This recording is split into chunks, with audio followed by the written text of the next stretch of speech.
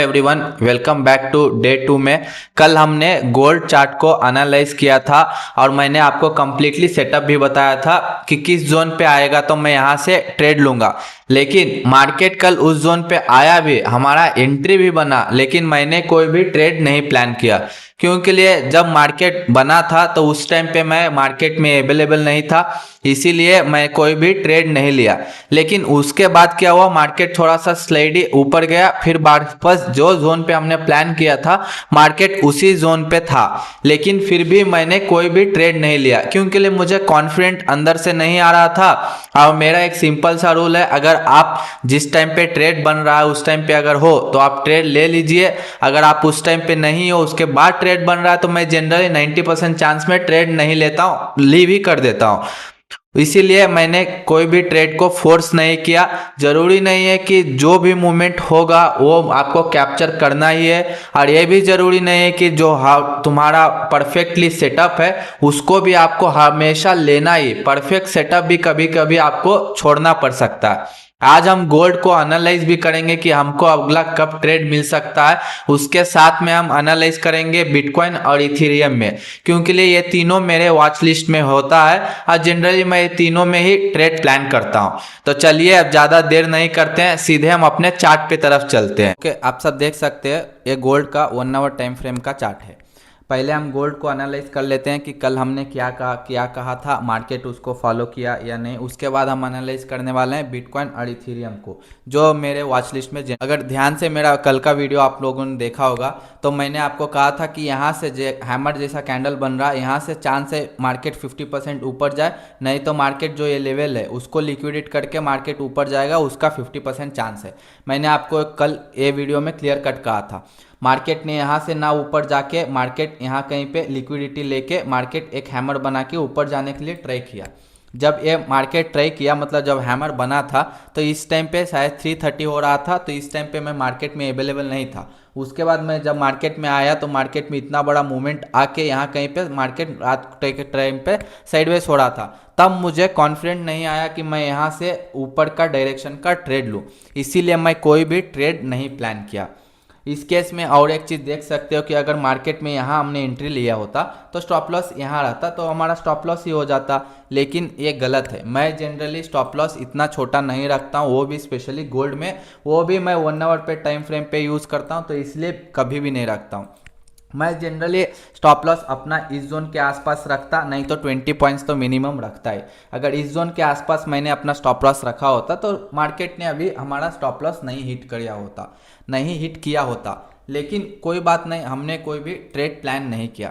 अब देखते हैं कि मार्केट हमको कब ट्रेड दे सकता है, किस डायरेक्शन में, किस साइड में हम ट्रेड प्लान करेंगे, वो हम डिस्कस कर लेते हैं। उसके लिए हमको 4 आवर टाइम फ्रेम पे शिफ्ट करना पड़ेगा, तो मैं शिफ्ट कर लेता हूँ।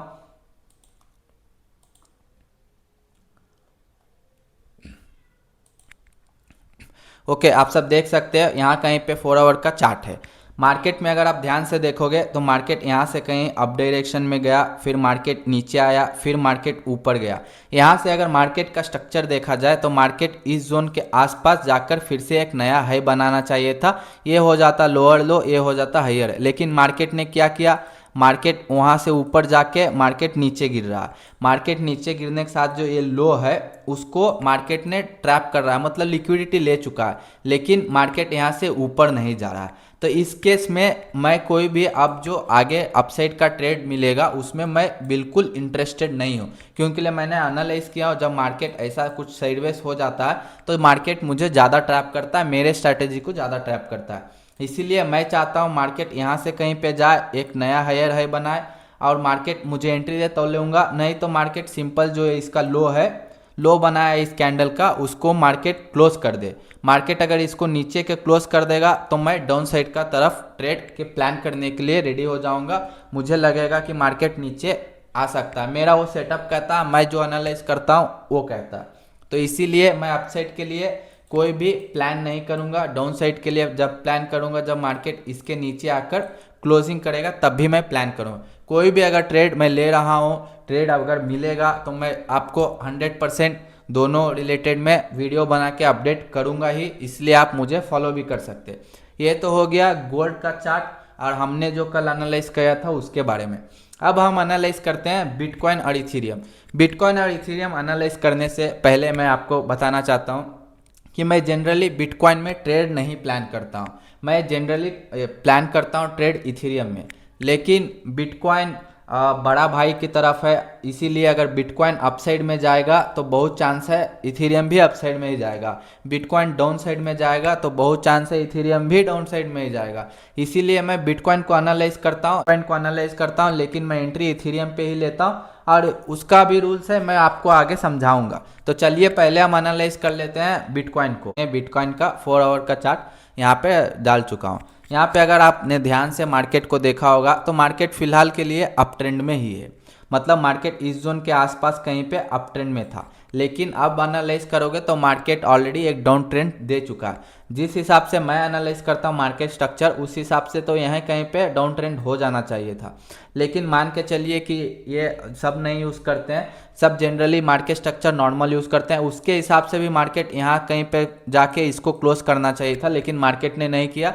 अब मार्केट इसके नीचे आकर क्लोज कर दिया, तो मार्केट ओवरऑल डाउन ट्रेंड में, मतलब हमको इथेरियम में फिलहाल के लिए डाउन साइड का सेटअप ही खोजना पड़ेगा।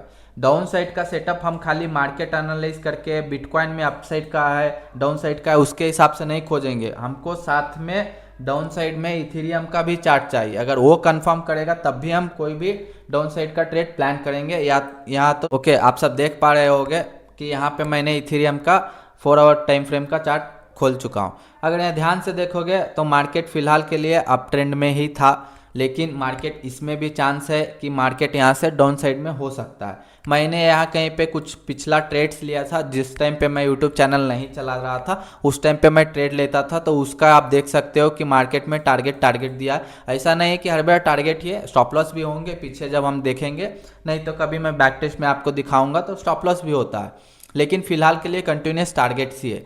इसके बाद मैंने कोई भी ट्रेड प्लान नहीं किया, क्योंकि लिए मार्केट इसको ऊपर जा रहा था, लेकिन मार्केट ने यहाँ पे कहीं पे क्लोज नहीं कर पा रहा था।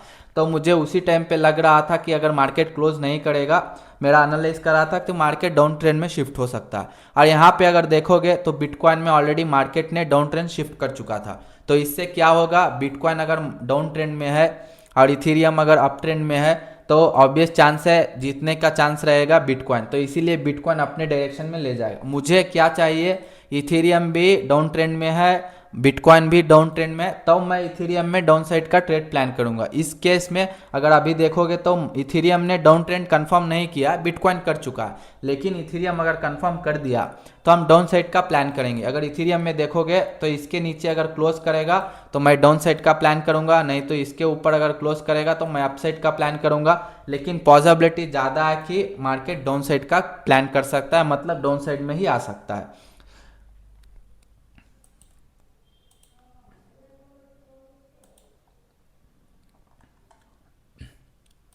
ओके, आप सब देख सकते हैं ये 1 आवर टाइम फ्रेम का इथेरियम में डाल चुका हूँ। अगर इन केस में यहाँ कहीं पे अगर बिटकॉइन जब डाउन ट्रेंड नहीं था, मतलब बिटकॉइन में अप ट्रेंड होता, तो मैं ये ट्रेड को भी प्लान करता, शायद उसमें मेरा स्टॉप लॉस हो जाए, वो डजेंट मैटर, लेकिन मैं प्लान करता क्योंकि लिए मेरा रूल्स है। लेकिन यहाँ कहीं पे बिटकॉइन ऑलरेडी डाउन साइड में शिफ्ट हो गया था, ये अप साइड का रहा था, तो इसीलिए मैं कोई भी ट्रेड प्लान नहीं किया।